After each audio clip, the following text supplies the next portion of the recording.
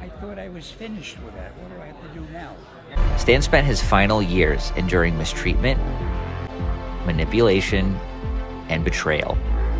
Okay, so something else that's been trending on the internet recently is this new up and coming documentary about Stan Lee and being taken advantage of by people.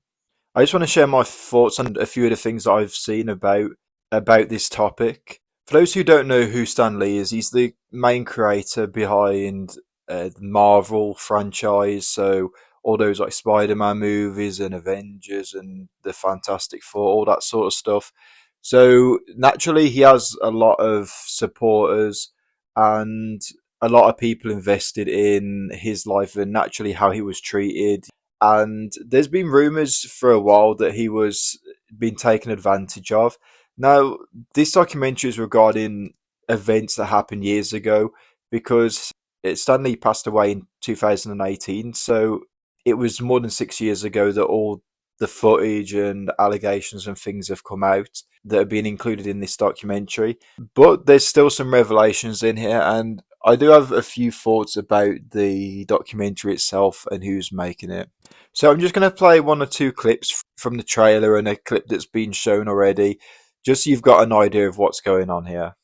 My name is John Bolerjack, and for the last 4 years of Stanley's life, I was his assistant, his confidant, but most importantly, his friend. I traveled the world with him, witnessing firsthand the incredible highs of his legendary career, but also the heartbreaking lows. Stan spent his final years enduring mistreatment, manipulation, and betrayal at the hands of a few very bad actors. At the time, I didn't have the power to stop it, but I did have a camera and I filmed everything. Whoa, watch out! Jeez. Now I'm asking for your help to finish the film and finally get justice for Stan. Now are you ready to give a riveting speech? You're gonna change lives. I thought I was finished with that. What do I have to do now? It's never over. You what? I said I thought I was finished, but apparently I'm not. No. What? You get your money's worth out of me. Every single penny. Penny, like 5 pennies. The whole idea behind the documentary is by Stan Lee's assistant and, as he calls himself, his friend, John Bolerjack. Now, I have one or two thoughts regarding this documentary. He was 95 when he passed away 6 years ago, and he was working pretty much up until then. Like, he was doing events and talks and obviously meeting fans and taking photos and things like that. And as nice as it is, and he does come across as a nice guy, and it's good for his fans, obviously, to have those moments with someone that they really appreciate. A guy at that sort of age, it's a lot for him to be traveling around and doing different events, working for multiple hours. You know, these are years that someone should be retired and relaxing. And in terms of the documentary, I'm all for anything bad, any people that are taking advantage of others, for them to be exposed. And that's the allegation that John here is putting across. Now, he said that during his time as Stanley's assistant, he collected multiple videos and evidence of people that were taking advantage of him. But here's a question that I have regarding this. So he collected all this evidence. He's now waited 6 years after Stanley passed away to make this documentary. Another element to this story is that he wants $300,000 as part of his Kickstarter to put this documentary together. So, as he sort of implies, it's regarding the production quality of the documentary, and he wants it to be really, professional and everything. This is where I start to question a few things regarding this person in this documentary. In terms of interviews and things like that, I understand you've got to pay people to be in the documentary for their time, and also they might not be able to do it at the time of things going on.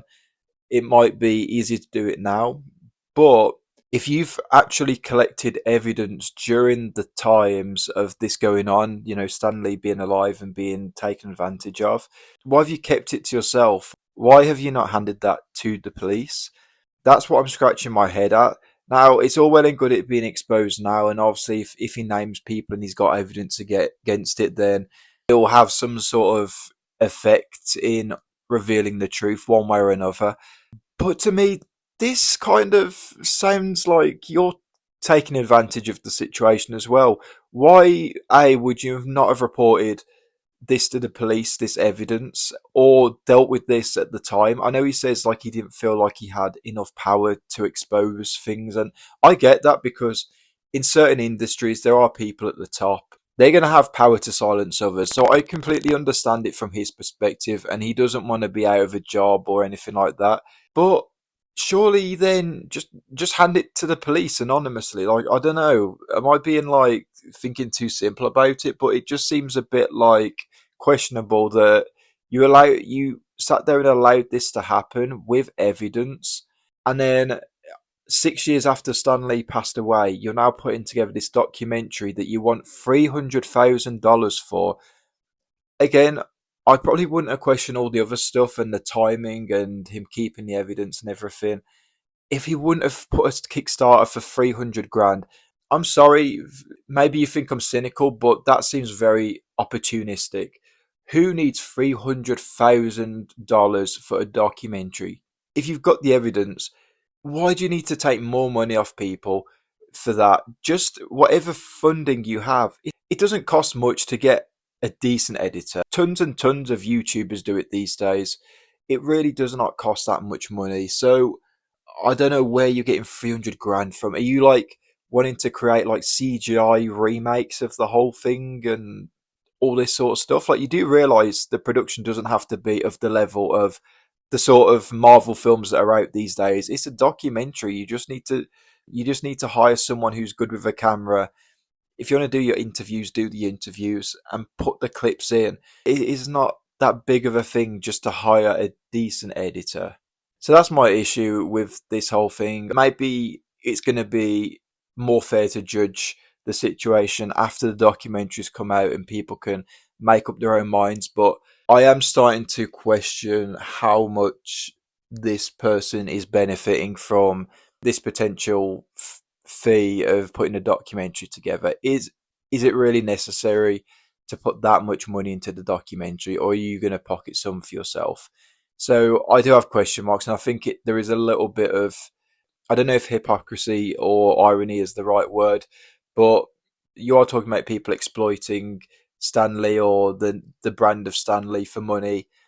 And here you are. Like, I understand if you put the documentary together, you're gonna want to get some payment from it because you've helped put it together. That takes time. I understand that, but 300 grand without all the profits afterwards that will come with it, people will watch it regardless. Like, if you can't afford to make it a really, really good production, then it's not that important. Yeah, I don't know. It doesn't really sit right with me, but let me know in the comments what you think. This was just a quick video that I wanted to talk about this topic that's been going around a little bit.